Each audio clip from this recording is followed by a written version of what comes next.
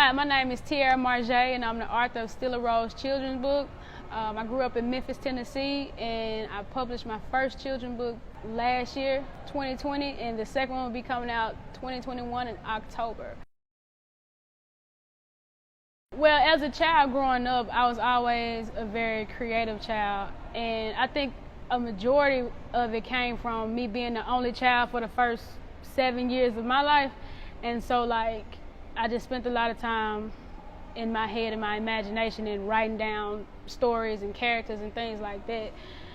But I never even thought of being an author as a kid. That wasn't a primary goal for me or a vision that I saw as a kid.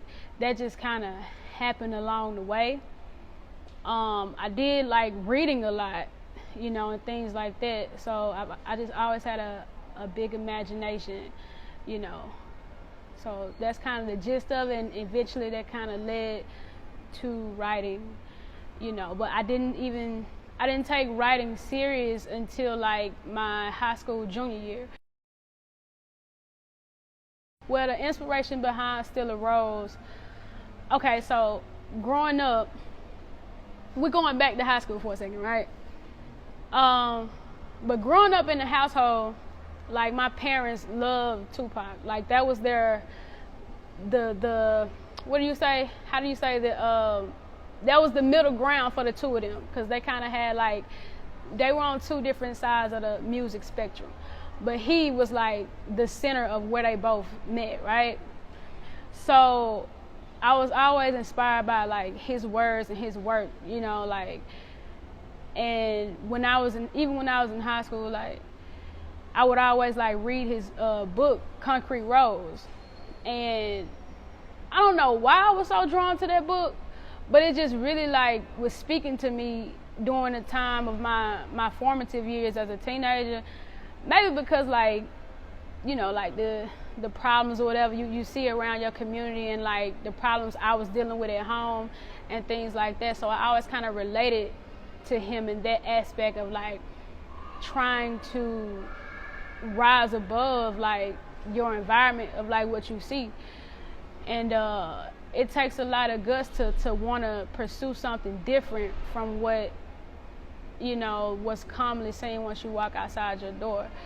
So Still a Rose is the concept from Tupac, Concrete Rose.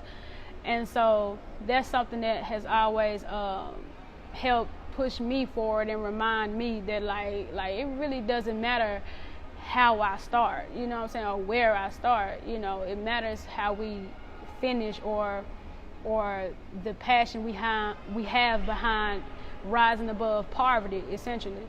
Really that's the gist of it. You can rise above poverty, or whatever you feel is holding you back, or your obstacles, because it's not even a real thing when you think about it. So as long as you know that everything that you need is already within you, you can do it. You don't need anything externally to help you achieve who you feel that you're supposed to be. Yes.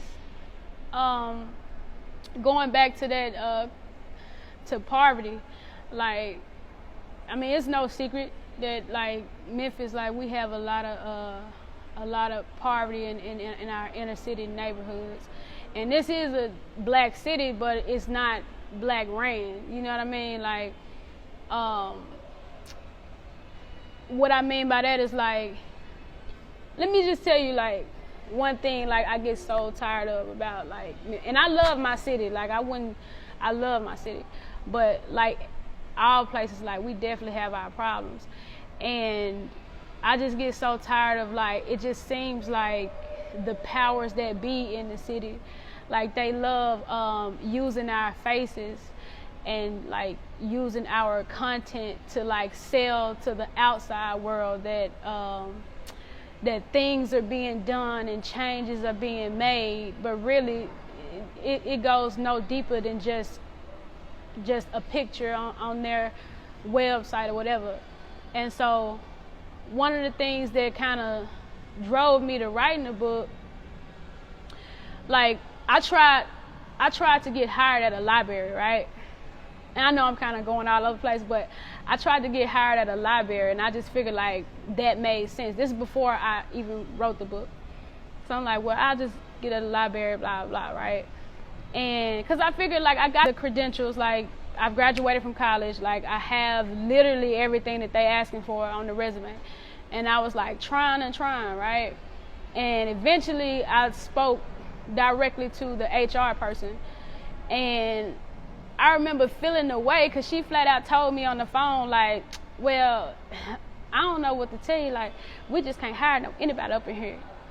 And I just felt the way because I'm like, what the hell? Like, I literally am like, you know what I'm saying? Like paperwork, resume, all that together. So I'm like, this should be a piece of cake, right? But when she told me that, it just woke me up like, you know what? Like, you got to create your own opportunities. You know what I'm saying? Like, I even went through this whole thing when I was like, forget about a resume. Like, I am who I say I am because of what I do. And like, I don't need to present what I do on a piece of paper for you to tell me whether I'm good enough or not. Like, if I believe that, then I'm gonna go do that. I'm gonna go create that. So the thing is, like, you have to invest in yourself. And that was like a wake-up call to me. Like, and that's something I've always known, but once you experience that, it's like, it really like really makes you, you know what I'm saying, kick things into gear. Like, okay, 2021 in October, I have my second children's book will be released. It's called Big Mad, and it'll be kind of introducing kids to meditation as a alternative to deal with behavior issues or things like that. My vision for this whole like children's book series is like, I wanted to do something. First of all, let me start by saying, like, I never do anything solely for money, right? So whatever I put my name on or, you know, sell or put out there to the world, I also want it to be purposeful, because I feel like without purpose, it's pointless. So my goal is to like do what I can to, in some ways, help better the communities that I grew up in, you know, and kind of provide something that I wish I had, you know. So with introducing children of color to meditation, like that's an introduction at an early stage that can already have them thinking differently. And going to different choices other than being medicated or things like this, self-medication or something that the doctor prescribed, you know, like it's other avenues and other options. And I just want to help make that presentable, you know what I'm saying? Like, bring that to light as well, because like now they show a lot of studies where like children are really benefiting from learning to meditate rather than going to detention or anything like that. So it's like the earlier, in my mind, it's like the earlier we introduce them to these other alternatives, positive ones, the better off they'll be. And so I'm just doing my small part in making a difference in that. But moving forward, I can't say what else I see, but I definitely know that it won't stop at the children's book. Like, because that was, the first book was just something I challenged myself to do. And I just wanted to see, could I do it? And now that I can, and I had to do the research on my own and put my own money up and do things like that, but it was something I was passionate about, so I was determined to do it. So I say this to any up-and-coming author out there, like, you have to be passionate about whatever you're putting out there.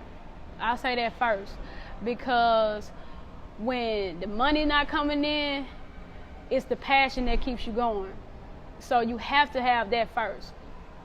And you have to feel that passion for your project before you even present it to anyone, because it's not easy, you know what I'm saying? It's not ABC all the time.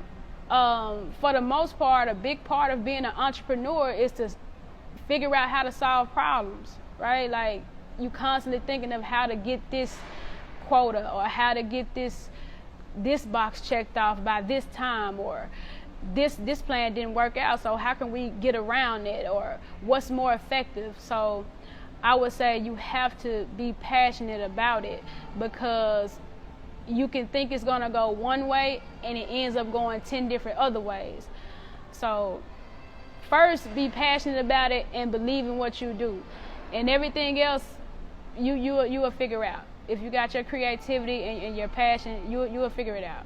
And the universe stays speaking, but you gotta listen. You gotta listen.